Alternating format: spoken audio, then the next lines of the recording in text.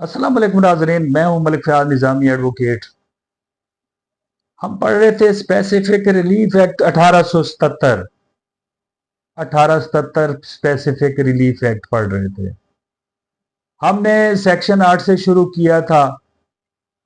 8 और 9 जो है ये नाकाबिले हरकत इमूवेबल प्रॉपर्टी आपने हासिल करनी हो तो आप सेक्शन 8 और 9 के तहत जो है वो दावा दायर करेंगे स्पेसिफिक रिलीफ एक्ट का। और अगर आपने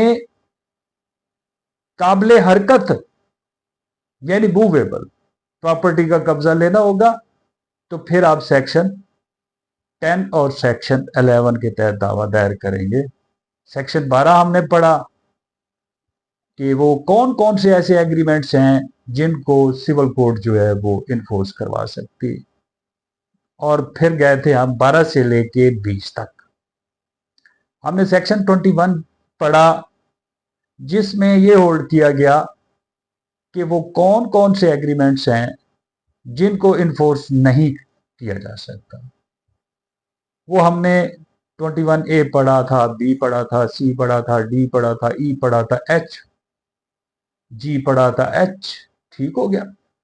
तो ये इसके 8 जो है ये जेली जिमनात भी हमने देखे थे।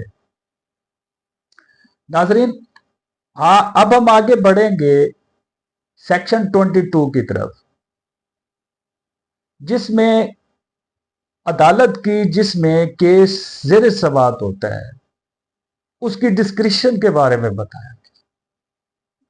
कहा गया है कि उसके पास जो पावर होगी वो डिस्क्रिशनरी होगी, सवाबदीदी होगी, उसकी मर्जी है, वो डिग्री करे, उसकी मर्जी है वो ना करे।